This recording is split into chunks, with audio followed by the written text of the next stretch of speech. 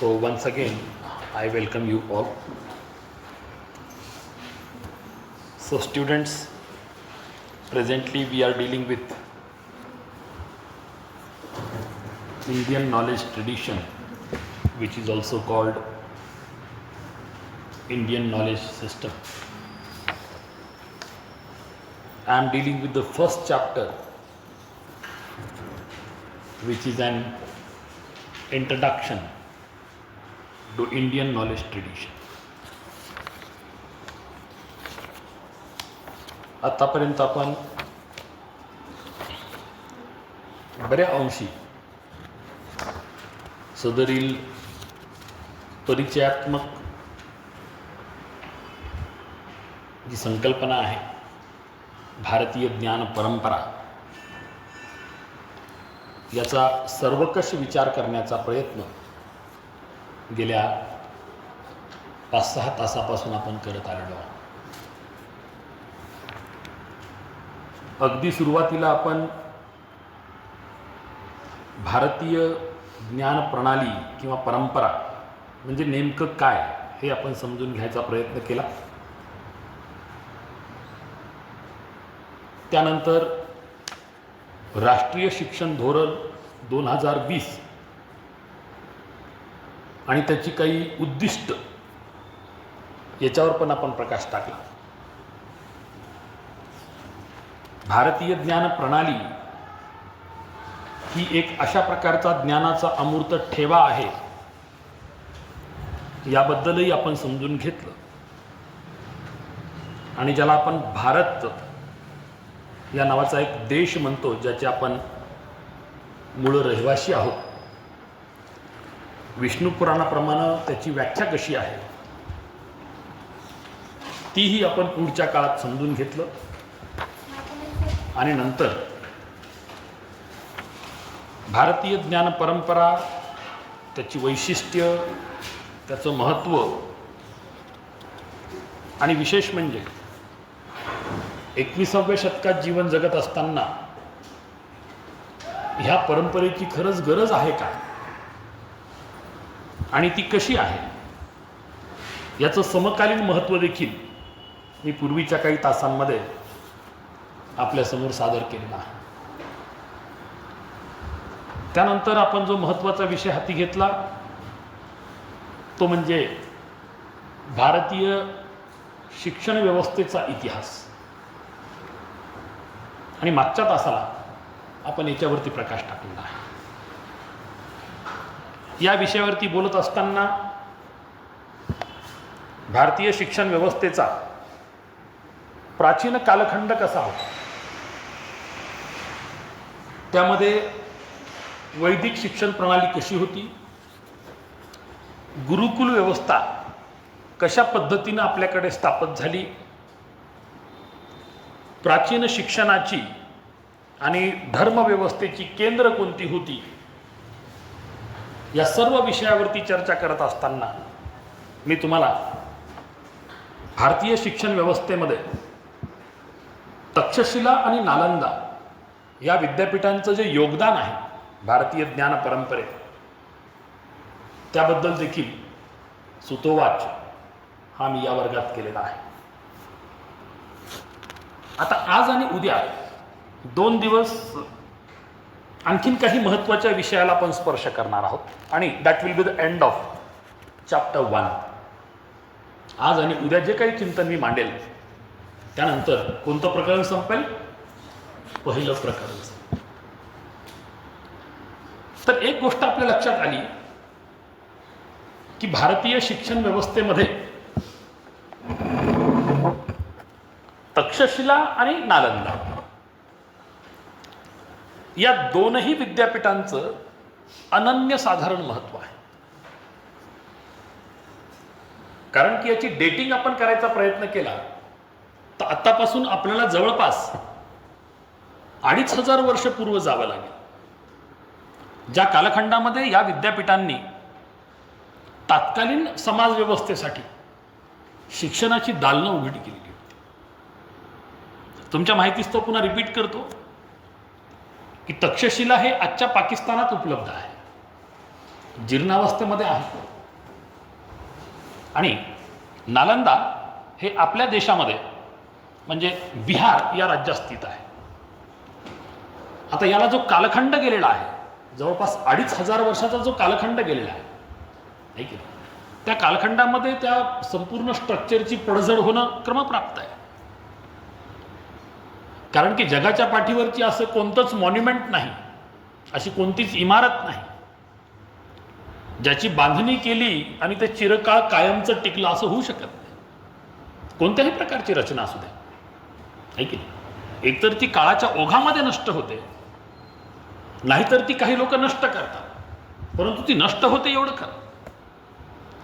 तर आज मात्र आपण थोडंसं मध्ययुगीन कालखंडावरती प्रकाश टाकणार आहोत. कारण की भारतीय शिक्षण प्रणालीमध्ये गुरुकुल व्यवस्था ही अगदी भारतामध्ये ब्रिटिश व्यवस्थो बऱ्यापैकी सुस्थापित होती. बघा किती मोठा कालखंड आहे.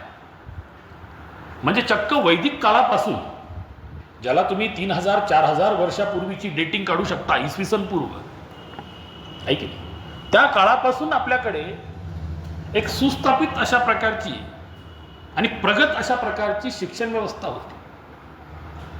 कारण की याच्यावरती अनेक दाखले मी तुम्हाला दिलेले आहेत की खगोलशास्त्रामध्ये आपलं योगदान कसं आहे की नाही, इमारत बांधणीमध्ये म्हणजे स्ट्रक्चरल इंजिनिअरिंगमध्ये आपलं योगदान कसं आहे. आता ज्या काळामध्ये लोक म्हणजे पाया नसताना देखील एखादी इमारत उभी करू शकतात, याचं उदाहरण तुम्हाला पाहिजे तामिळनाडूत तुम्हाला जावं लागेल, आहे की नाही. किंवा अशा प्रकारचं एखादं मंदिर ज्याचं शिखर आधी बांधलं गेलं आणि पाया नंतर रचला गेला, अशी जर इंजिनिअरिंग, स्ट्रक्चरल इंजिनिअरिंग आपल्याकडे असेल तर ती त्यावेळेला किती अद्यावत होती, किती प्रगत होती, याची फक्त कल्पना तुम्ही करा. म्हणजे अशा प्रकारे अनेक गोष्टींकडं, फक्त खगोलशास्त्रच नाही, स्ट्रक्चरल इंजिनिअरिंगच नाही, रसायनशास्त्रच नाही, आयुर्वेदच नाही, असे अनेक घटक जे मानवी समुदायाला योग्य त्या पद्धतीनं जीवन जगण्यासाठी किंवा मानवी जीवन सुकर करण्यासाठी ह्या विचार व्यवस्थेनं, ह्या शिक्षण व्यवस्थेनं मोठं योगदान दिलेलं आहे. आणि तुम्हाला माहीत असेल की ज्या वेळेला ज्या धर्माला की नाही एखाद्या राजानं राजाश्रय दिला, त्या धर्माची प्रसिद्धी, प्रगती त्या काळात झालेली आहे की नाही. जर समजा तुम्ही अशोकाचा कालखंड बघितला, सम्राट अशोक, आहे की नाही, कलिंगाचं युद्ध इतिहासातलं फार मोठं युद्ध मानलं जातं. परंतु त्या युद्धानंतर सम्राट अशोकचं मतपरिवर्तन झालं, आहे की नाही. तो नरसंहार, त्या ठिकाणी झालेली वित्तहानी, त्या ठिकाणी झालेली मानवाच्या जीविताची हानी, हे पाहिल्यानंतर तो उद्विग्न झाला आणि त्यानंतर तो, आहे की नाही, की एका वेगळ्या वळणाला त्याचं जीवन गेलं आणि त्यानं सद्मार्गी होण्याचा प्रयत्न केला. नंतर त्यानं बौद्ध धर्माचा स्वीकार केलेला आहे. मग ज्या वेळेला त्यानं बौद्ध धर्माचा स्वीकार केला म्हणजेच काय भेटला बौद्ध धर्माला? राजाश्रय भेटला. राजाश्रय भेटल्यानंतर नॅचरली संपूर्ण प्रजा किंवा जास्तीत जास्त प्रजा कोणत्या विचारधारेमध्ये आणली गेली? बौद्ध धर्माच्या विचारधारेमध्ये आणली गेली आणि लोक आले देखील. तसंच तुम्ही पुढच्या कालखंडात जर बघाल, थोडंसं आपण आणखी मागं जाऊ, म्हणजे चाणक्याच्या कालखंडात जाऊ. तुम्हाला माहीत असेल की नंदांचा नाश करण्याची शपथ कोणी घेतली होती? आर्य चाणक्याने घेतली होती, ज्याला कौटिल्य म्हणता तुम्ही. कौटिल्याचे अर्थशास्त्र हे पुस्तक किंवा हा ग्रंथ खूप प्रसिद्ध आहे. त्यांनी ही शपथ घेतली होती. तर ज्या वेळेला त्यांनी नंदांच्या त्या पूर्ण राजकीय व्यवस्थेचा नाश करण्यासाठी आपली एक पॅरलल व्यवस्था उभी केली, त्याच्यामध्ये त्यांनी चंद्रगुप्त नावाच्या एका मुलाला सक्षम बनवलं आणि त्याच्याच माध्यमातून नंतर नंदांचाही नाश केला आणि मौर्य साम्राज्याची स्थापना केली. कोणतं साम्राज्य म्हणतो आपण? मौर्य साम्राज्य. थोडेसे इतिहासाचे काही पानं पलटतील, मग तुमच्या लक्षात येईल. मग मौर्य साम्राज्याची स्थापना झाल्यानंतर त्यावेळेला चंद्रगुप्त मौर्यानं जैन धर्माचा पुरस्कार केला. तो कोणाचा फॉलोअर होता? जैन धर्माचा फॉलोअर होता. मग ज्या वेळेला त्यानं जैन धर्माचा पुरस्कार केला तर नॅचरली त्याच्या कालखंडामध्ये कोण्या धर्माचा प्रचार आणि प्रसार होईल? जैन धर्माचा. म्हणजे हे का सांगतोय तुम्हाला मी? कारण की गौतम बुद्धाचा जन्म आणि महावीरांचा जन्म हा, हे दोघं समकालीन आहेत, मागे पुढे काही वर्ष मागे पुढे असेल, पण हे दोघं समकालीन आहेत. तर हे कुठेतरी आपल्याला विचारात घ्यावं लागतं. तर हे सगळं करत असताना मग मी तुमच्यासमोर जे काही चित्र उभं केलं, वैदिक कालखंडापासून ज्या पद्धतीची शिक्षण पद्धती आपल्याकडे होती, किंवा नंतर जेव्हा नाही का व्यवस्था स्थापित झाली, ज्याला आपण गुरुकुल व्यवस्था म्हटलं, त्याचीही चर्चा केली. आणि तसंच प्राचीन जी काही शिक्षणाची केंद्र होती, धर्मशिक्षण आणि इतर सामान्य शिक्षण, या दोन्ही गोष्टीवरती प्रकाश टाकत टाकत आपण पुढे आलेलो आहोत. आज मी तुम्हाला थोडंसं मध्ययुगीन कालखंडात नेणार आहे. आता हा जो मध्ययुगीन कालखंड आहे, भारताच्या अस्तित्वाच्या दृष्टिकोनानं आणि भौगोलिक संरचनेपासून खूप महत्त्वाचा आहे. कारण की हा जो कालखंड आहे, साधारणतः आपण इसवी सन 1200 पासून ते 1757 पर्यंतचा कालखंड हा साधारणतः आपण काय मानतो, मध्ययुगीन कालखंड मानतो. तर याची डेटिंग एक लक्षात घ्या. हे जे डेट्स असतात की नाही, किंवा हे जे वर्ष असतात, हे अनेक इतिहासकार आपापल्या पद्धतीनं कधीतरी थोडंफार मागे पुढे करतात, हे की. त्याच्याबद्दल तुम्ही असं फार स्पेसिफिक राहू शकत. जसं मी तुम्हाला म्हटलं की वैदिक काळाचा मी नेमकं डेटिंग तुम्हाला सांगू शकत नाही, बरोबर. किंवा गुरुकुल व्यवस्थेमध्ये पहिलं गुरुकुल कोणी स्थापन केलं, हे कदाचित मी तुम्हाला सांगू शकणार नाही. त्याचं कारण असं आहे की ही व्यवस्था इतकं जुनी आहे, खूप प्राचीन आहे. त्या संदर्भातले दाखले तेवढे उपलब्ध होणं थोडंसं अवघड आहे. कारण की त्या काळामध्ये प्रिंटिंग प्रेसची पण निर्मिती झालेली नव्हती, आणि जो कागद आपण आज वापरतो असा कागदही त्या काळात नव्हता, बरोबर. मग ह्या सगळ्याच्या काही ग्रंथरचना कशा व्हायच्या, हा फार मोठा प्रश्न होता. म्हणून तुम्ही अनेक ठिकाणी बघता की शिलालेख असतात, है की. म्हणजे एखाद्या राजाबद्दल जर काही लिहून ठेवायचं असेल, किंवा एखादा महत्त्वाचा मजकूर समोरच्या पिढीला कळावा अनन्य वर्षानंतर, तसं काही लिहायचं असेल तर ताम्रपट लिहिले गेले, है की नाही. किंवा भिंतीवरती, ज्या दगडावरती कोरलं गेलं, शिलालेख लिहिले गेले, है की नाही. म्हणजे अशा पद्धतीनं त्यावेळेला त्या प्रकारे नाही का कम्युनिकेट करण्यासाठी, फ्युचरमध्ये कम्युनिकेट करण्यासाठी काही दाखले निर्माण केलेले आहेत. आणि साधारणतः आपल्याकडे आणखीन एक गोष्ट आपण ऐकतो की बखरकार असतात. बखरकार म्हणजे काय, ज्या त्या व्यवस्थेमध्ये ज्या त्या राजासोबत किंवा मोठ्या माणसासोबत राहायचे आणि जे काही घटनाक्रम घडायचे त्याचे दाखले देऊन ते कुठेतरी ऑन रेकॉर्ड त्याला आणायचे. मग जेव्हा लेखी स्वरूपाची भाषा उपलब्ध नव्हती तर काय व्हायचं, मग आता उदाहरण घ्या की ठीक आहे, शिवाजी महाराजांच्या काळामध्ये लिखित व्यवस्था उपलब्ध होती, नो डाऊट, है की नाही. प्राकृत होती, प्राकृत भाषा बऱ्यापैकी प्रस्थापित झालेली होती, संस्कृत भाषा होती, है की नाही. काही भागामध्ये पाली भाषा पण चालायची, नॉर्थला तुम्ही गेलात तर. किंवा आपल्याकडेच मुघल साम्राज्यामध्ये नाही का ज्या वेळेला शाळा स्थापन झाल्या, है की नाही, मग त्याच्यामध्ये इस्लामी शिक्षण देण्यासाठी ज्या पद्धतीने एकंदरीत या ठिकाणी त्या शाळा स्थापन केल्या गेल्या, मदरसे स्थापन केले गेले, तर त्या ठिकाणी अरेबिक एज्युकेशन दिलं गेलं, बरोबर. म्हणजे अरेबिक पद्धतीमध्ये देखील नाही का तुम्हाला काही नोटिंग्स सापडतील इतिहासातल्या. तर अशा पद्धतीनं त्या त्या व्यवस्थेमध्ये त्या त्या काळात त्या बखरी लिहिल्या गेल्या, है की नाही. परंतु जेव्हा कुणाकडे लिहिण्याची क्षमता नसेल तर मग ते काय करत, बोली स्वरूपात, तोंडी स्वरूपात काही दाखले निर्माण करत. मग आपल्याकडे जे समजा नाही का शिवाजी महाराजांचे पोवाडे प्रसिद्ध आहे, त्या पोवाड्यातून आपण काय करतो, साधारणतः शिवाजी महाराजांच्या काळात त्यांनी जो पराक्रम दाखवलेला आहे, अगदी वयाच्या 14व्या वर्षी, है की नाही, त्यांनी शपथ घेतली, हिंदवी स्वराज्याची स्थापना करण्यासाठी त्यांनी जे ध्येय धोरणं आखली, आणि त्या पद्धतीनं उभं आयुष्य त्यांनी जनसामान्यांसाठी, है की नाही, जगात समाजातल्या तळागाळातल्या व्यक्तीसाठी जे काही झटले, उभं आयुष्य त्यांनी खर्ची घातलं. तर त्यातून त्यांची जी प्रतिमूर्ती तयार झालेली आहे, जी प्रतिमा तयार झालेली आहे, ती इतर कोणत्याही राजाच्या तुलनेमध्ये नेहमी सरस ठरते. म्हणजे हे कुठंतरी आपल्याला कुठून कळतं, तर इतिहासात ज्यांनी दाखले दिले त्यांच्याकडून कळतं. जेव्हा आपण म्हणतो धन्य धन्य शिवाजी राणा महातोपाना मनात त्याला वीर शिवाजी राणा जी जी जी जी जी. आता हा पोवाडा प्रकार आहे. म्हणजे पोवाड्यातूनच एखाद्या व्यक्तीच्या पराक्रमाची गाथा गायली जायची, आणि ती गाथा नंतर परंपरेनुसार, जशी आपली ज्ञान परंपरा आहे, मग तोंडी ती पुढच्या पिढीकडे आपल्याकडे त्या सगळ्या गोष्टी येत गेल्या. त्याला देखील काय मानलं गेलं, एक प्रकारचा बोली स्वरूपातला, है की नाही, ज्याला आपण फोक लिटरेचर म्हणतो. फोक लिटरेचर म्हणजे काय, लोकसाहित्य.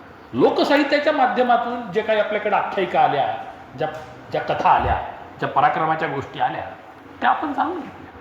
म्हणजे असं आपल्याकडे होत गेलं.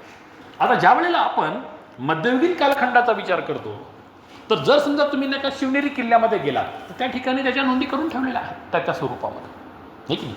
प्रतापगडावर जर तुम्ही गेलात, तर कशा पद्धतीनं त्या ठिकाणी युद्ध झालं होतं, कसा वेढा घातला होता अफजल खानानं, नंतर तह कसा झाला त्या ठिकाणी, मग कशा पद्धतीनं अफजल खान मारला गेला, हे कुठून कळतं आपल्याला? इतिहासाच्या नोंदीतून कळतं. मग ज्या वेळेला तुम्ही मध्ययुगीन कालखंडाचा विचार करता, तर मध्ययुगीन कालखंडामध्ये आपल्याकडे बऱ्या प्रमाणामध्ये इस्लाम धर्माची स्थापना झालेली होती. आपल्याकडे जे बाहेरून मंगोलियन्स आले होते, त्यांनी या ठिकाणी राज्यकर्ते बनले. त्यानंतर नाही अरबस्थानातून काही टोळ्या आल्या, त्यांनी देखील या ठिकाणी आपलं प्रस्थ निर्माण केलं. आणि जर तुम्ही बघाल तर भारताकडे जे परकीय आले, आता एक लक्षात घ्या, याच्या आधी पण मी भाष्य केलेलं होतं की जगाच्या पाठीवरची जे धर्म आहे, या धर्मांचा आपण जर विचार केला ना, तर या ठिकाणी ख्रिश्चॅनिटी आणि इस्लाम हे भारतासाठीचे परकीय धर्म आहे. म्हणजे याचं मूळ किंवा याचं जे एकंदरीत उगमस्थान आहे ते भारतभूमी, ज्याची व्याख्या विष्णू पुराणात केली त्या ठिकाणी आहे का? त्या ठिकाणी नाही. परंतु दुसरे जे 4 धर्म आहेत मोठे, मग याच्यामध्ये हिंदुइझम आलं, त्यानंतर बुद्धिझम आलं, जैनिझम आलं आणि सिखिझम आलं. या 4 धर्माची स्थापना आणि याचं उगमस्थान साधारणतः विष्णू पुराणात जी भारताची व्याख्या केलेली आहे त्याच धर्तीमध्ये सापडतं. ओके, तर हे आपल्याला थोडंसं प्रॅक्टिकली या गोष्टीकडे आपल्याला बघावं लागेल. याच्यामध्ये कोणतं काही असं डिफरन्स ऑफ ओपिनियन येण्याची आवश्यकता नाही आहे. तर या पद्धतीनं जेव्हा तुम्ही विचार करता, तर ज्या वेळेला भारतावरती अनेकांची म्हणजे अनेक परकीयांची आक्रमणं झाली, मंगोलियन लोक आपल्याकडे आले, अफगाणिस्तानच्या वरचा पट्टा आहे तिकडचे काही लोक आपल्याकडे आले, त्यानंतर अरबस्थानातून अनेक टोळ्या आपल्याकडे आल्या, हे की नाही. खास करून पंजाब त्या भागातून आपल्याकडे मॅक्झिमम परकी आलेले आहे, हे की.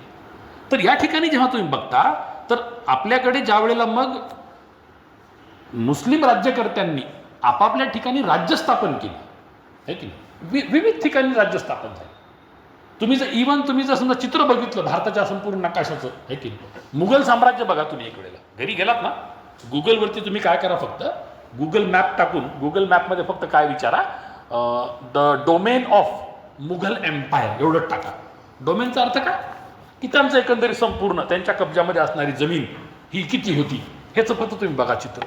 देन यू विल रिअलाइज की किती मोठ्या प्रमाणामध्ये जेव्हापासून आपल्याकडे परकीय आक्रमण झाली, कशा पद्धतीने त्यांनी नाही का युद्धाच्या माध्यमातून अनेक राज्य आपल्या अखत्यारीत आणले आणि एवढं मोठं साम्राज्य उभं केलं, है की नाही.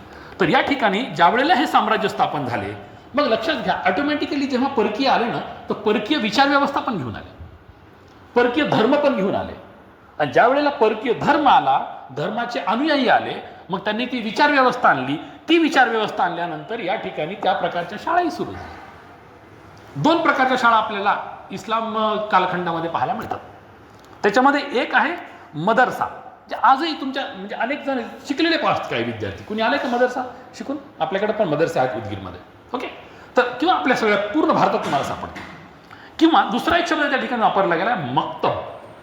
म्हणजे अशा 2 प्रकारच्या शाळा, आहे की नाही, इस्लाम राज्यामध्ये मदरसे आणि मक्तब अशा 2 प्रकारच्या शाळा स्थापित करण्यात आल्या. आणि त्याच्या माध्यमातून कुराण असेल, हदीस आणि इस्लामी तत्त्वज्ञान, गणित आणि खगोलशास्त्र एवढ्या प्रकारच्या विषयाचा प्रचार आणि प्रसार त्या माध्यमातून करण्यात आला. पण फंडामेंटली त्या ठिकाणी मूलभूत विचार व्यवस्था काय होती? धर्माचं शिक्षण देणं. आलं लक्षात? आता एक लक्षात घ्या, तुम्ही जर नाही का आता आजचा आधुनिक काळ सोडा, आपण आता विज्ञान युगात जगतोय, पूर्ण जग आज विज्ञान युगात जगायला. तुम्ही थोडंसं इतिहासात चाल ना मागं, ज्या वेळेला मानव असा आधुनिक किंवा ज्याला आपण काय म्हणू, ठीक आहे आधुनिक हा शब्द योग्य ठरणार नाही, औद्योगिक क्रांती झालेली नव्हती, किंवा आजची जी आधुनिक पद्धतीनं जी विज्ञानाकडे पाहायचे दृष्टिकोन आहेत ते विकसित झालेले नव्हते. त्या काळामध्ये जवळपास सगळ्याच शिक्षण व्यवस्था ह्या कोणत्या प्रेरणेनं प्रेरित झालेल्या होत्या? धर्माच्या प्रेरणेनं प्रेरित झालेल्या होत्या. मी तुम्हाला नुकतंच सांगितलं की अशोकाच्या काळामध्ये, आहे की नाही, बौद्ध स्तूपात देखील शिक्षण दिलं जायचं, आहे की नाही. ज्या ज्या ठिकाणी बौद्ध स्तूप असायचे, मग त्या ठिकाणी त्रिपिटकच्या पद्धतीतून किंवा बौद्धाचे जे व्हॅल्यूज आहेत, गौतम बुद्धानं जे पंचशील तत्व सांगितले, आहे की नाही, तर त्या पद्धतीनं mercy PT peace and love वगैरे त्या पद्धतीनं समाजावरती प्रभाव टाकण्याचा प्रयत्न केला. म्हणजे काय दिलं गेलं? धार्मिक शिक्षण दिलं. किंवा मौर्याच्या कालखंडामध्ये जेव्हा नका स्थापन झाल्या, जैन ऋषी मुनी असायचे. जैन धर्मामध्ये एकूण 24 तीर्थंकर होऊन गेले. लक्षात घ्या, ज्या वेळेला आपण या धर्माकडे बघतो तर जैन धर्मामध्ये तुम्हाला ना 2 विचारधारा सापडतील. एक श्वेतांबर आणि दुसरे दिगंबर. दिगंबर आणि श्वेतांबर अशा 2 विचारधारा त्या ठिकाणी आहेत. जर तुम्ही समजा बौद्ध धर्माचा विचार केला, बौद्ध धर्मात देखील तुम्हाला 2 प्रकारच्या विचारधारा पाहायला मिळतील, महायान आणि हीन. म्हणजे या ठिकाणी एक मूर्ती भंजक आहे तर दुसरा मूर्ती रंजक आहे.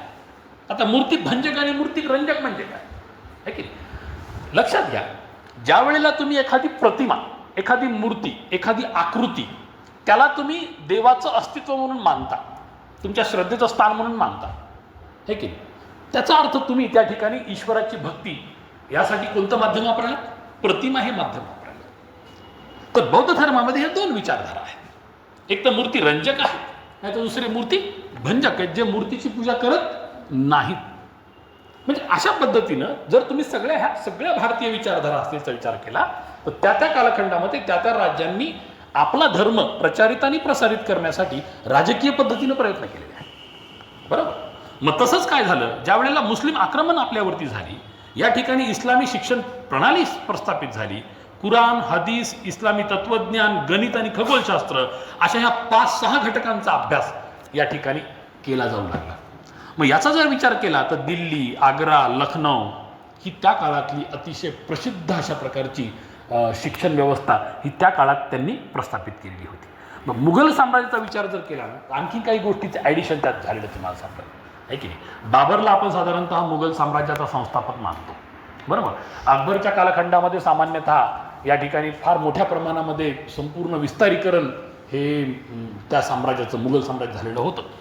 मग या कालखंडात तुम्ही पाहिलं ना तर हे जे विषय तुम्हाला मी सांगितले, जसं कुराण असेल, हदीस, इस्लामी तत्वज्ञान, गणित आणि खगोलशास्त्र, याच्या व्यतिरिक्त काय शिकवलं गेलं तर याच्या व्यतिरिक्त नवीन विषय हे मुघल काळात आले. त्यामध्ये मग साहित्याचा प्रचार प्रसार असेल, कला असेल, वास्तुशास्त्र असेल, हे मात्र विषय अकबर, जहागीर आणि शहाजहा या 3 सम्राटांच्या कालखंडामध्ये अशा प्रकारच्या शिक्षण व्यवस्थेचं प्रोत्साहन केलं गेलं. म्हणजे धर्मशिक्षण चालूच होतं, आहे की नाही. कोण्या माध्यमातून? मदरसे आणि मक्तबच्या माध्यमातून. पण त्याच्याही पलीकडे जे सर्वसामान्य प्रत्येकाला आवडेल अशा प्रकारचे पण काही विषय त्यात आले. त्यामध्ये मग साहित्य, कला आणि वास्तुशास्त्र या 2-3 गोष्टी तुम्ही प्रकर्षानं पाहू शकता. मग दारा शिकोह असेल, अबुल फजल असेल, अशा प्रकारच्या विचारवंतांनी त्या काळामध्ये, लक्षात घ्या, संस्कृत आणि पर्शियन दोन्ही भाषेवरती प्रभुत्व प्रस्थापित केलं. आणि संस्कृतमधलं बरंचसं साहित्य, बरेचसे विचारधारा इकडेही सांगितल्या. त्यानंतर पर्शियनमध्ये किंवा पर्शियन लँग्वेजमध्ये, लक्षात घ्या, आता ही पर्शियन लँग्वेज कोणाची सांगता येईल का? हां, एनीबडी नोज? कुणाची आहे पर्शियन लँग्वेज? हां, पारस. एक लक्षात घ्या, पारस नावाचं एक राष्ट्र होतं. आज त्याला ना जगाच्या नकाशामध्ये इराण म्हटलं जातं. काय म्हटलं जातं आज? इराण. आता हे जे राष्ट्र आहे ना, हे ॲक्च्युअली पर्शिया नावानं एन्शियंट वर्ल्डमध्ये ते पर्शिया नावानं ओळखलं जायचं. आणि पर्शियन लोकांची भाषा म्हणजे कोणती? हां, पारसी. लक्षात. आता आपल्याकडे त्यांचं कोणी तुम्हाला ओळख द्यायचं झालं तर रतन टाटाला कोण कोण ओळखतं? सगळेजण ओळखतात ना, सांगायची गरज नाही त्या माणसाचं ना. रतन टाटा हे फंडामेंटली किंवा मूलतः कोण आहेत? पारसी आहेत. जमशेदजी टाटा, आपल्याकडे ज्यांनी टाटा समूहाची स्थापना केली, आहे की नाही, हे कोण होते? पारसी, आहे की नाही. म्हणजे सांगायचं झालं तर या आपल्याकडे नाही का, एक लक्षात घ्या, ज्या वेळेला अरबस्थानामध्ये राजकीय आणि धार्मिक उथलपुथल माजली, प्रत्येकाला आपापलं प्रभुत्व प्रस्थापित करण्यासाठी तृष्णा निर्माण झाली, सगळीकडे झाली जगाच्या पाठीवर, इतरत्र पण पाहतो. मग ते रोमन साम्राज्य असेल, ते ग्रीक साम्राज्य असेल, किंवा आपल्याकडे मौर्य साम्राज्य असेल, अशोक सम्राटाचं साम्राज्य असेल, किंवा बाबर आणि अकबरचं साम्राज्य असेल, मोगल साम्राज्य, आपल्याकडं प्रत्येकानं त्या पद्धतीनं आपापल्या कालखंडामध्ये बरंच काही केलेलं आहे. ठीक आहे. तसं जर पाहिलं ना तर काय झालं, अरबस्थानामध्ये जेव्हा इस्लामची स्थापना झाली त्यानंतर मग त्या इस्लाम धर्माचा प्रचार आणि प्रसार देखील सर्वत्र होऊ लागला, आहे की नाही. मग त्या ठिकाणी साहजिकच इराण हे जवळ आहे अरबस्थानापासून. Okay, it is well connected in the same domain म्हटलं तरी चालतं. इराणची बॉर्डर मला वाटतं पाकिस्तानला लागते. म्हणजे प्राचीन भारताला देखील कुणाची बॉर्डर होती? इराणची बॉर्डर होती. आणि त्याच्यामुळं इराणचं म्हणजे पर्शियन लोकांचं आणि इंडियन लोकांचं ट्रान्झॅक्शन होतं. प्राचीन भारतीय लोकांचं, आणि हे नॅचरल आहे. आता आपण बॉर्डरिंग एरियात राहतो, अगदी 12-14 किलोमीटरवरती कोणतं राज्य आहे आपल्याला? कर्नाटक आहे. मग त्या ठिकाणी मला सांगा, कर्नाटकची जी कन्नडा भाषा आहे, आपल्याकडे 50% लोक काय बोलू शकतात? कन्नड बोलू शकतात, बरोबर. आणि जर तुम्ही समजा नाही का कमलनगरला गेलात, बिदरला गेलात, भालकीला गेलात, जे बॉर्डरिंग एरिया आहे आपला, गुलबर्गापर्यंत तुम्ही जा, आहे की नाही. मी तर बिजापूरपर्यंत मराठी लोक पाहिले. आता बिजापूर त्या मनानं बरंच दूर आहे आपल्या इथे, आहे की. तिथं देखील आपल्याला अनेक मराठी समुदाय म्हणजे मराठी भाषा बोलणारे लोक आपल्याला सापडतील. म्हणजे ज्या वेळेला तुमच्या बॉर्डर जवळ असतात, ऑटोमॅटिकली त्या ठिकाणी कल्चरल आणि लिंग्विस्टिक ट्रान्झॅक्शन असते. कोणतं ट्रान्झॅक्शन? सांस्कृतिक देवाणघेवाण असते, बरोबर, आणि भाषेची देवाणघेवाण पण असते. म्हणजे त्या ठिकाणी तुम्हाला मल्टीलिंग्वल लोक पाहणं अगदी सोपं आहे. आता उदगीरचा फक्त जर विचार केला ना, तुम्हाला एक सांगतो, उदगीरमध्ये मराठी, कन्नडा, हिंदी, उर्दू, ओके, त्यानंतर नाही का सिंधी, गुजराती, मारवाडी, गोरमाटी, एवढ्या भाषा मोठ्या प्रमाणात वापरणारे लोक आहेत. याच्याही पलीकडे आणखीन एक भाषा जी तुम्हाला माहीत नाही, ती म्हणजे आपल्याकडे कमीत कमी 200-300 लोक सिंधी भाषा बोलतात, 1000-2000 लोक तेलुगू भाषा बोलतात. किती भाषा झाल्या? बोटावर मोजायच्या 10-11 भाषा तुम्हाला सांगितले. म्हणजे Udgir is a place like a metropolitan city. जसं एखाद्या मेट्रोपॉलिटन सिटीमध्ये अनेक भाषेचे लोक राहतात, वास्तव्य करतात, जगतात, तसं उदगीर नावाचं शहर आपलं छोटंसं नगर आहे. पण ह्या नगरामध्ये किती भाषा बोलतात? 10-11 भाषा सहज बोलणारे लोक तुम्हाला सापडतील. तुम्ही म्हणता की ज्या त्या व्यवस्थेमध्ये ज्या त्या राजाने काय केलेलं आहे आपलं प्रस्थ निर्माण करण्यासाठी, मग योग्य अयोग्य ते सगळं वेगळं असतं. तुम्हाला माहिती आहे, सत्तेसमोर शहाणपण चालत नाही, ही तर मन प्रसिद्ध आहे आपल्याकडे. तसंच कदाचित प्रत्येक कालखंडात झालेलं आहे. मग या ठिकाणी बघा तुम्ही, मुघल काळात आल्यानंतर आपल्याला साहित्य, कला, वास्तुशास्त्र याचा विकास प्रकर्षानं झालेला पाहायला मिळतो. मग याचं योगदान जे आहे तसं पाहिलं तर अकबर राजा असेल, जहांगीर असेल, शहाजहा असेल, यांच्या नावे ते जातं असं साधारणतः या ठिकाणी आपल्याला पाहायला मिळतं. आणि मी तुम्हाला सांगू लागलो पर्शियन लोकांबद्दल, बरोबर. तर ते लोक ज्या पद्धतीनं आपली विचारधारा म्हणजे चालवत होते, परंतु त्यावेळेला अरबस्थानात ज्या पद्धतीनं धर्माचं एकंदरीत प्रगटीकरण, प्रचार प्रसार सुरू झाला, मग त्या ठिकाणी काय झालं की तिथं एक तर धर्मांतराचं प्रमाण वाढलं. कुठे? त्यावेळेसच्या पर्शियामध्ये. आणि ज्या लोकांना नाही पटलं मग त्या ठिकाणी युद्ध होऊ लागलं. मग युद्ध झाल्यानंतर शेवटी जो जिता वही सिकंदर. तुम्हाला तर माहिती आहे की सिकंदर निघाला होता अलेक्झांड्रियामधून, ग्रीकमध्ये आहे ते एक नगर, तिथून तो निघाला होता. आता अख्खं त्यांना अर्ध्याच्या वर जग पूर्ण जिंकून टाकलं होतं. पण जेव्हा तो भारतात आला मग या ठिकाणी पोरससोबत युद्ध झालं, आणि त्यानंतर त्याला मग असं वाटलं की काय करायला मी, what the hell am I doing, this is all nonsense, आहे की नाही. कुणासाठी जिंकायचं, कुणासाठी करायचं.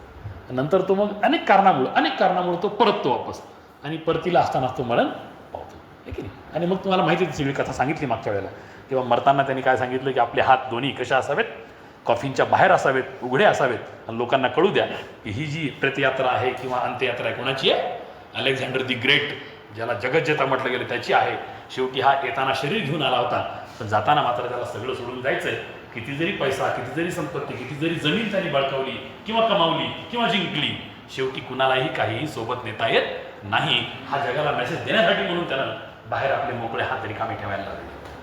म्हणजे अशा पद्धतीनं आपल्याला इतिहासातल्या अनेक गोष्टी कळायला लागतात. मग तसं जर पाहिलं तर या ठिकाणी मग नाही का इराणमध्ये एक तर धर्मांतर न झाली नाही, तर मग लोकांना त्यांचं राष्ट्र सोडून जावं लागलं. तर शेवटी त्या पर्शियाचं नंतरच्या कालखंडामध्ये रूपांतर आज काय झालेलं आहे? इराण नावाच्या एका राष्ट्रामध्ये झालेलं आहे. तर त्यानंतर मग त्या ठिकाणचे अनेक लोक पळून गेले इतर पण भारतात मोठ्या प्रमाणात आले, कारण की बोटच्या माध्यमातून, नावेच्या माध्यमातून, आहे की नाही. म्हणजे जी काही अरबी समुद्र आहे आणि आखाताची खाडी आहे, ओके, त्या खाडीतून इकडे येणं त्या मानानं रिलेटिव्हली सोपं होतं. कारण की बाकीचा सगळा प्रांत क्रॉस करून युरोपात जाणं किंवा सगळं क्रॉस करून तिकडं तुमच्या आफ्रिकेकडे वळणं, that was the most difficult thing. त्यामुळं आपल्याकडे मोठ्या प्रमाणामध्ये पारसी लोक भारतात सापडतात. मग आता सांगितल्याप्रमाणे मदरसे आहेत, मक्तब आहेत. मग ह्या मुस्लिम आक्रमणानंतर आपल्याकडं अशा प्रकारची शिक्षण व्यवस्था प्रसारित झाली, आणि त्या पद्धतीनं त्या तत्त्वज्ञानाचा, त्या धार्मिक धर्मग्रंथाचा प्रचार आणि प्रसार सुरू झाला. मग हा सगळा मधला कालखंड आहे. एक 400-500 वर्ष मुघल साम्राज्यामध्ये हे चाललं. परंतु एक लक्षात घ्या, त्या कालखंडामध्ये 100% गुरुकुल व्यवस्था नष्ट झाली नाही. जरी त्यावेळेला राजाश्रय नव्हता, म्हणजे राजा किंवा त्यावेळेसच्या जे काही सम्राट असतील त्यांचं जरी समर्थन नव्हतं गुरुकुल व्यवस्थेला, तरी परंतु जंगलात किंवा इतरत्र ज्या ज्या ठिकाणी शक्य होतं त्या ठिकाणी त्या पद्धतीनं गुरुकुल व्यवस्था ही आपापल्या ठिकाणी आपलं अस्तित्व टिकून होती. बरोबर आहे. मग आपल्याला त्या ठिकाणी कशा प्रकारे शिक्षण पाहायला भेटलं? एक तर मदरसे, मक्तब आणि गुरुकुल या तिन्हीचंही अस्तित्व आपल्याला पाहायला भेटलं. तो सगळा 400-500 वर्षाचा कालखंड काढा. आता डायरेक्टली आपण काय करू, पुढे येऊ. पुढं कोणता कालखंड आहे? ब्रिटिश कालखंड. आता साधारणतः जर बघितलं असं म्हटलं जातं की भारतात ब्रिटिश एक्झॅक्टली इसवी सन 1600 मध्ये त्यांनी पहिल्यांदा भारतीय जमिनीवरती पाऊल ठेवलं असं म्हणतात. 1600-1601 असा कालखंड आहे. म्हणजे ते कोणतं झालं मग शतक? 17वं शतक झालं. 1601 पासून कोणतं मानलं गेलं? 17वं शतक मानलं गेलं. आता एक लक्षात घ्या, मी थोडंसं तुम्हाला नाही का आणखीन युरोपात नेऊन ठेवतो. युरोपात जर आपण बघितलं ना तर पूर्वीपासूनच नाही का हे जे युरोपियन लोक आहेत ना, असं थोडंसं एक्सप्लोर करण्याच्या मागं खूप लागायचे. एक्सप्लोर, काहीतरी नवीन शोधायचं आहे की नाही. तसं पाहिलं तर लोकसंख्या यांची कमी होती, भरपूर जमिनी होत्या, परंतु शीत प्रांत आहे की नाही, फार काही मुबलक पिकत नाही. 8-8 महिने त्या ठिकाणी नाही का सगळं थंडगार असतंय. बरोबर. फक्त वसंतामध्ये काय त्यांच्याकडे त्यांना काही करता येत असं, अशा प्रकारची ती भूमी आहे. आणि म्हणून त्यांना असं वाटलं की चला आपण काय करूया, जग शोधूया. मग हे जग शोधण्याच्या नादामध्ये ना त्यांनी अनेक नवे राष्ट्र शोधले, आहे की नाही.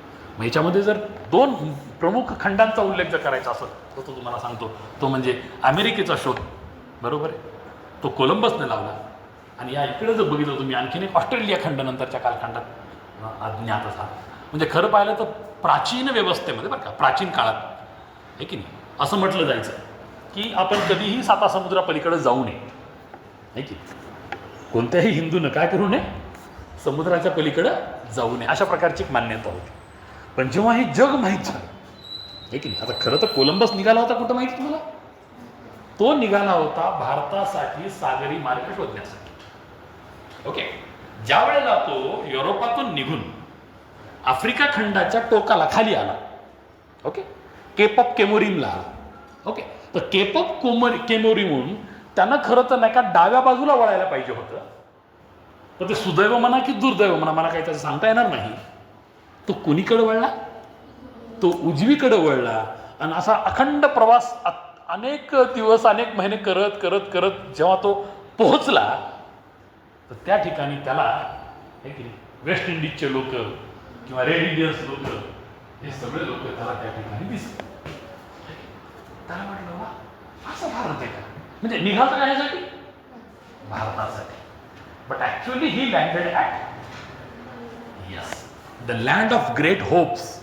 आज अमेरिकेमध्ये जाण्याचं प्रत्येक एज्युकेटेड माणूस स्वप्न बाळगतंय. आयुष्यात एकदा तरी कुठं जाऊन यावं, मॅनहॅटनला जाऊन या, एकदा तरी केव्हा जावं, कुठं जावं, न्यूयॉर्कमध्ये जावं, वॉशिंग्टन बघावं, त्या ठिकाणी कशा प्रकारचा एकंदरीत समृद्ध समाज आहे हे बघून यावं. प्रत्येक एज्युकेटेड माणसाची अभिलाषा असते. हेच आपण जर मागच्या कालखंडात बघितलं, याच्या पूर्वीच्या, म्हणजे जेव्हा आपल्याकडे इंग्रजी साम्राज्य होतं त्यावेळेला विलायतला जायची फार तृष्णा लोकांना राहायची.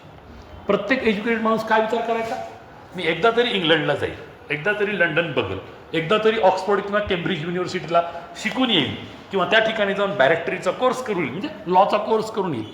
अशा प्रकारची अभिलाषा त्या काळामध्ये लोकांना राहायची. ओके.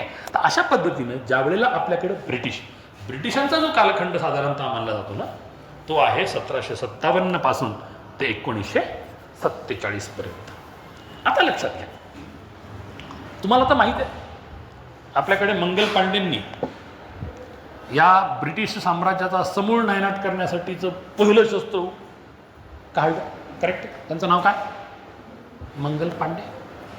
म्हणजे त्याला नाही का मात्र आंतरराष्ट्रीय इतिहासकारांनी काय शब्द प्रयोग केला माहिती आहे का? त्यांनी जो प्रयोग केला तो उठाव असा प्रयोग केला. आता लक्षात घ्या, माझ्याच जमिनीवर कोणी जर कब्जा केला असेल आणि मला ती सोडवायची असेल तर ते बंड होतं का स्वतःच्या हक्कासाठी केलेला प्रतिकार होतो? मला सांगा. तुम्ही सांगा. तुम्हाला पण कळतं बऱ्यापैकी भाषेचं महत्त्व आणि शब्दाचं महत्त्व, आहे की नाही.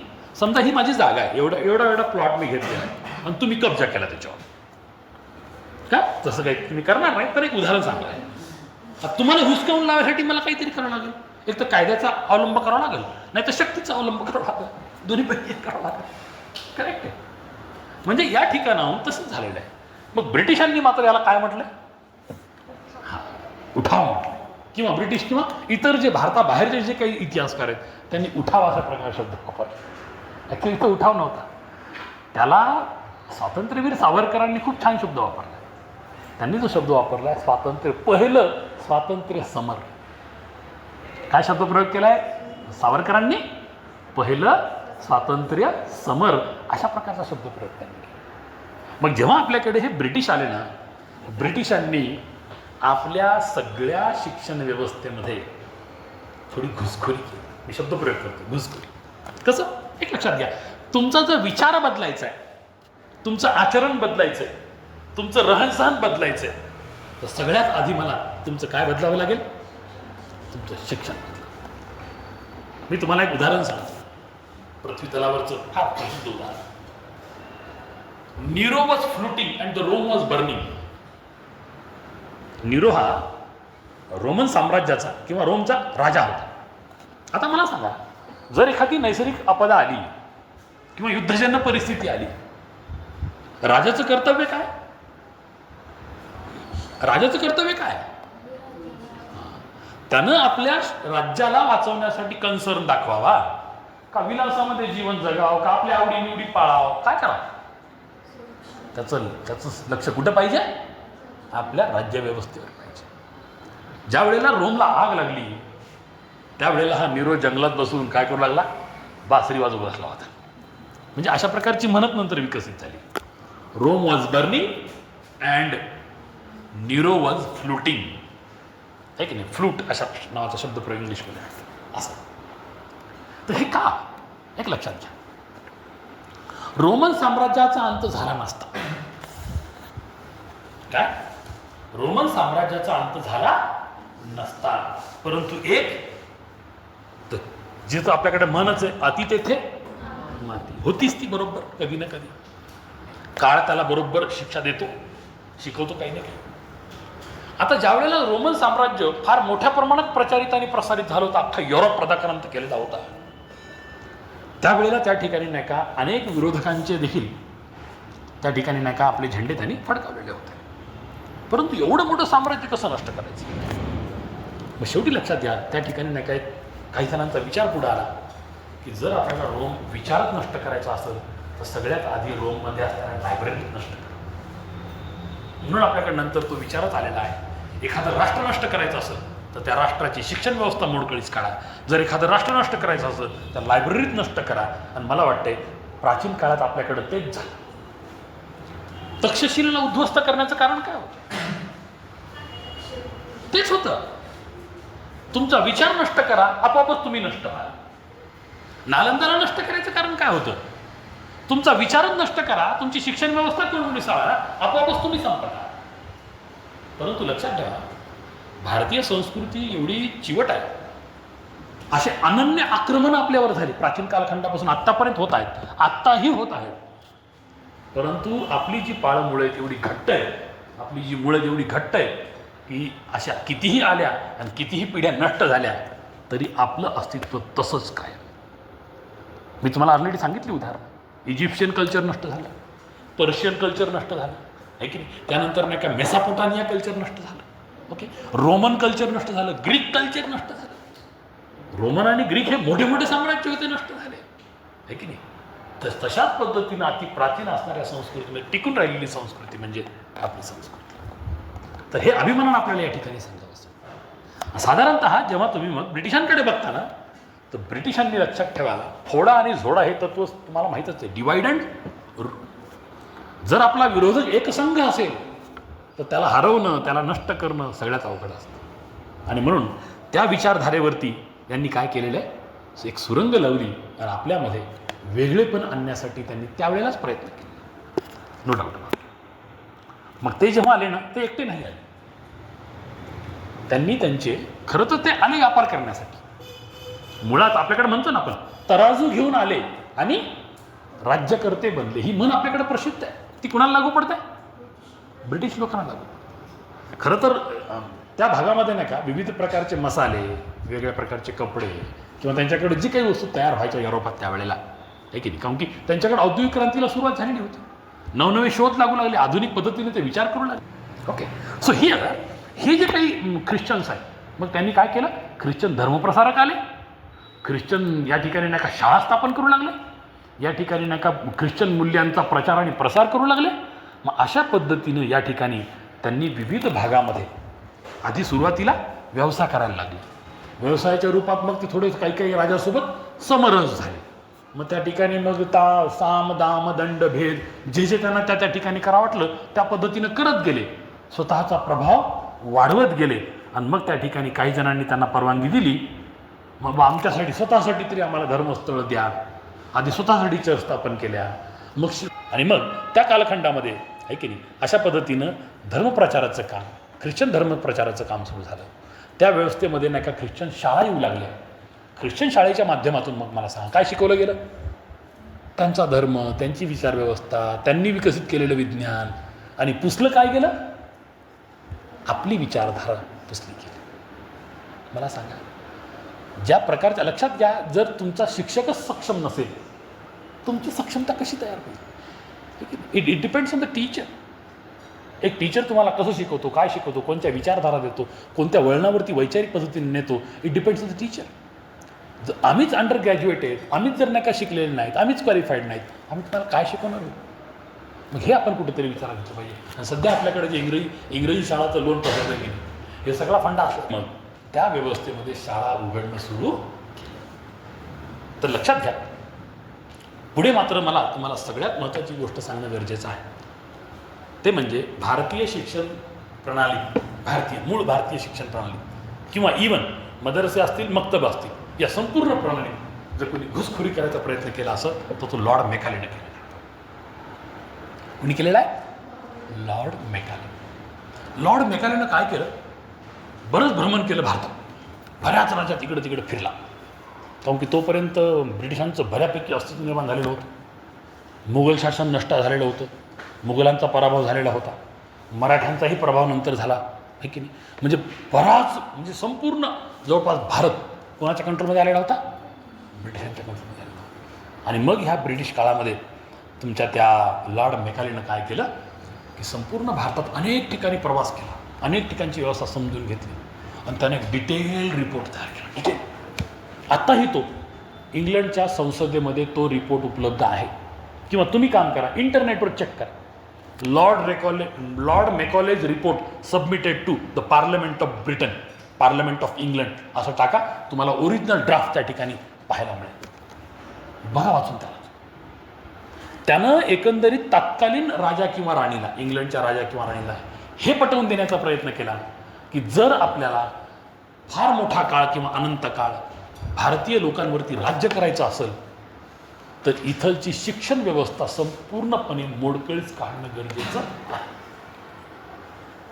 त्यानंतर इथलची जी समाज व्यवस्था आहे ती पण मोडकळीस काढणं गरजेचं आहे.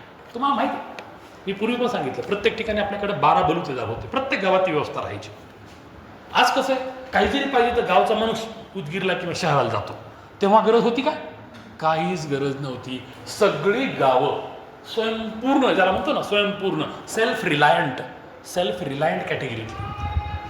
म्हणजे ज्या त्या गावात ज्या त्या गोष्टीची आवश्यकता होती त्या त्या गोष्टी ज्या त्या गावात उपलब्ध होत्या. करेक्ट. अशा प्रकारची एकंदरीत व्यवस्था स्थापित झाली. आणि ज्यांना शिक्षण शक्य होतं, परवडत होतं, किंवा त्यांच्याकडे क्षमता होती, मग ते गुरुकुलमध्ये जाऊन शिक्षण देखील घेत असं. ज्यांना शक्य नव्हतं ते मात्र नाही का विविध प्रकारच्या कौशल्याचा विकास करत, आणि जी कौशल्य विकसित झाली त्या स्वरूपाचं ते काम करत. अशा प्रकारचा एक समाज आपल्याकडं प्रस्थापित झालेला होता. परंतु ह्याचं जे इंटरप्रिटेशन आहे, ह्याचं इंटरप्रिटेशन ब्रिटिश लोकांनी वेगळ्या पद्धतीने केलं, त्यांच्या सोयीनुसार केलं, आहे की नाही. म्हणजे आपल्याला आधुनिक युरोपियन विज्ञान माहीत नाही म्हणजे आपण मागास, नॉन सायंटिफिक नाही. आपण काय? Non scientific. म्हणजे आपण या ठिकाणी आयुर्वेद वापर करून आपले जर इलाज करत असू तर आपण मागास म्हणे, कारण की त्यांची ॲलोपॅथी त्यांना श्रेष्ठ वाटायची, आहे की नाही, ती आपल्यावर इम्पोज करत होती. म्हणजे अशा पद्धतीनं त्यांनी आपण प्रस्थापित केलेल्या अनेक गोष्टी हळूहळू पुसून टाकण्याचे प्रयत्न केले. आणि मग लॉर्ड मेकॉलेच्याच एकंदरीत शैक्षणिक धोरणानुसार भारतामध्ये ब्रिटिशांनी स्थापन केलेली विद्यापीठं आली. मग त्यामुळे तुम्हाला माहिती आहे कलकत्ता, मद्रास, मुंबई आहे की नाही, या ठिकाणी त्यांनी विद्यापीठं स्थापन केली. आता ही विद्यापीठं कोणतं शिक्षण देऊ लागली? गुरुकुल शिक्षण होतं का? मदरसा एज्युकेशन होतं का मक्तब एज्युकेशन होतं का? नाही. ही विद्यापीठं प्युअरली इंग्लिश म्हणजे युरोपियन कल्चर, त्यानंतर युरोपियन संपूर्ण संस्कृती, सिव्हिलायझेशन, युरोपियन विचार, युरोपियन पुस्तकं म्हणजे ग्रंथ, लिटरेचर, आणि त्यानंतर युरोपात विकसित होणारी जी काही एकंदरीत वैज्ञानिक दृष्टिकोन आहेत ते दृष्टिकोन आपल्याला शिकवायला लागले. मग या ठिकाणी जे लोक शिकले ते स्वतःला उच्चभ्रू समाजामध्ये highly sophisticated, I am the most educated person in the world असं समजायला लागले आणि ते स्वतःला हायली सोफिस्टिकेटेड मानले. मला एक गोष्ट कळत नाही, शिक्षण का माणसा ठीक आहे, शिक्षण माणसाला आहे की नाही एक योग्य प्रकारचा विचार देतो, नो डाऊट अबाउट इट. पण याचा अर्थ असा का की ज्याच्याकडे नाही त्याच्यापेक्षा मी श्रेष्ठ हा भाव निर्माण करण्याची काय आवश्यकता नाही, आहे की नाही? Got it. परंतु त्या काळात ते झालं, असो, तो विषय वेगळा आहे. परंतु तिथून पुढं भारतामध्ये सर्वत्र मोठ्या प्रमाणात पाश्चिमात्य शिक्षण मोठ्या प्रमाणात दिलं जाऊ लागलं. म्हणजे तिथून लक्षात घ्या, आज जे तुम्ही एज्युकेशन सिस्टीमचा पार्ट आहेत ना, काही अंशी तुम्ही कोणत्या विचारधारेत शिकलात, त्याच विचारधारेत शिकलात जे मेकालेनं त्या ठिकाणी रोवून ठेवलेलं आहे. म्हणजे आणखीनही गेले 80 वर्ष झाले आपण स्वतंत्र झालो, 80 वर्षात भारतीय शिक्षण व्यवस्था मेकॉलेच्या कचाट्यातून बाहेर पडलेली नाही. हे मी अतिशय रिस्पॉन्सिबल स्टेटमेंट करत. I am making a responsible statement being the teacher of English, okay, being the teacher of IKS and being a teacher of as a profession. Me responsible statement करतो. जर तुम्ही अख्खा इतिहास तपासून पाहिला 80 वर्षाचा स्वातंत्र्यापासून आत्तापर्यंत, आहे की नाही, नंतर मी तुम्हाला सांगणारच आहे की किती आयोग आले, कोणत्या शिक्षण आयोगामध्ये काय रूपात स्थित्यंतर आली आणि कशा पद्धतीने आपल्याकडे एकंदरीत विचारधारा बदलत गेल्या, हे सगळं तुम्हाला सांगणार आहे मी, because that is the part of it. पण तुम्हाला ते प्रेझेंट कॉन्टेक्स्टमध्ये आणत आणलं. आता सध्या मी फक्त कशावरती बोलतोय? ब्रिटिश शिक्षण व्यवस्थेवरती. मग इथून नाही का खऱ्या अर्थानं काय झालं? पाश्चिमात्य तत्त्वज्ञान, पाश्चिमात्य विज्ञान, पाश्चिमात्य अभियांत्रिकी अशा विषयांवरती त्यावेळेला भर दिला जाऊ लागला. लक्षात घ्या, आपल्याकडे आता सुभाषचंद्र बोस असतील किंवा विवेकानंद असतील, दे वेर हायली एज्युकेटेड, ठीक आहे. त्यांनी ज्या पद्धतीने शिक्षण घेतलं, ठीक आहे, त्यांना या गोष्टी माहीत होत्या. किंवा आपल्याकडे विदा सावरकर बॅरिस्टर होते, त्या काळात बॅरिस्टर होते, बरोबर. असे आपल्याकडे फार मोठा वर्ग निर्माण झाला जो परदेशी जाऊन शिक्षण घेऊन आला, पण पॅरलली आणखीन एक गोष्ट पण घेऊन आला. कोणती? फ्रेंच राज्यक्रांती इतिहासात तुम्ही ऐकली असेल. जे आर्ट्स करून आहेत त्यांना माहिती आहे फ्रेंच राज्यक्रांतीनं जगाला जो निरोप दिला, जो मेसेज दिला, तो मेसेज पण ते घेऊन आले. We want freedom, we want liberty. कुणापासून? मग जो कोणी जुलमी राजा किंवा राणी आहे, ज्याच्या अखत्यारीत आम्ही जगायलो, त्यापासून आम्हालाही काय हवं? स्वातंत्र्य हवं. ही जी फिलिंग ऑफ लिबर्टी आहे ती देखील ह्या आधुनिक शिक्षणापासूनच आपल्याकडे यायला लागली. नाही तर पूर्वी कसं होतं माहिती आहे का? प्राचीन काळापासून आपल्या मनावरती कुणी ना कुणी राजा राहायचा आणि तो राज्य करायचा, बरोबर. मला सांगा, कोट्यावधी लोकांवरती शेकडो आलेले ब्रिटिश राज्य करायचे, किती मोठी कमाल आहे? काय? कोट्यावधी लोकांवरती शेकडो ब्रिटिश राज्य करायचे, किती मोठी कमाल आहे? याचं कारण काय असेल? याचं कारण आहे, एक तर आपल्या स्वत्वाची जाणीव आपल्याला नव्हती, दुसरं आपल्यातच आपसात एकी नव्हती, आणि तिसरं आपल्याकडे शेकडो जयचंद होऊन गेले इतिहासामध्ये. त्या जयचंदामुळंच काय झालेलं आहे? आपल्या भूमीचं, आपल्या देशाचं नुकसान झालेलं आहे. म्हणजे जर तुम्ही इतिहासातले सगळे दाखले काढले, महाराणा प्रतापांना घ्या, हे की त्यांचा इतिहास वाचा, त्यांच्यावर सिनेमा आलेला, सिनेमा पहा एक वेळेला, कशा पद्धतीने एकंदरीत त्यांनी संघर्ष केला. किंवा पंजाबमध्ये शीख धर्माची स्थापना झाली, का झाली याचा अभ्यास करा. त्याच ठिकाणी का बरं गरज पडली की प्रत्येकाला शस्त्र बाळगायची, हे की जेव्हा स्वत्वावरती हल्ला होतो, स्वतःच्या अस्तित्वाचा प्रश्न उभा होतो, त्यावेळेला तुमच्या संरक्षणासाठी का होईना तुमच्याकडे शस्त्र असावं, अशा प्रकारचा मेसेज कोणी दिला? सर्व धर्मगुरूंनी दिला. विशेष म्हणजे शीख धर्मातल्या 10च्या 10 गुरूंनी दिला. आपल्याला जवळच आहे, नांदेडला कधी गेलात तर गुरुद्वारात जा बघा, किंवा इकडल्या बाजूला जा, गुरु नानक गुरुद्वारा आहे. कुठे? बिदर. दोन्ही बाजूला जा तुम्ही, तेवढंच किलोमीटर, 70, 100, 125 किलोमीटर, दोन्ही बाजूला 2 गुरुद्वारा. म्हणजे मला हे सांगायचं आहे की प्रत्येक कालखंडामध्ये तुम्हाला अशा प्रकारच्या काही गोष्टी प्रकर्षाने पाहायला मिळतात. जोपर्यंत आपण या सगळ्या गोष्टीचा समग्र अभ्यास करत नाही तोपर्यंत आपल्यात चेतना निर्माण होत नाही, राष्ट्रवादाची भावना निर्माण होत नाही, देशप्रेम प्रबळ होत नाही. तर उद्याच्या तासाला मी तुम्हाला ही जी ब्रिटिशांनी दिलेली औपचारिक शिक्षण प्रणाली, म्हणजेच नवीन शिक्षण पद्धती, ज्यात तुम्ही विज्ञान शिकणार आहात, अभियांत्रिकी शिकणार आहात आणि विशेष म्हणजे पाश्चिमात्य तत्त्वज्ञान शिकणार आहात, त्याच्यावरती प्रकाश टाकेल. त्यानंतर मग कशा पद्धतीनं भारतीय विद्यापीठं इकडे वातावरण तयार करू लागली. 1857चा आपल्याकडं स्वातंत्र्य समर झालं आहे की नाही, आणि त्यानंतर हा एकंदरीतच कसा विकास झाला हे आपण सगळं नंतरच्या तासाला उद्या पाहू. सर वाट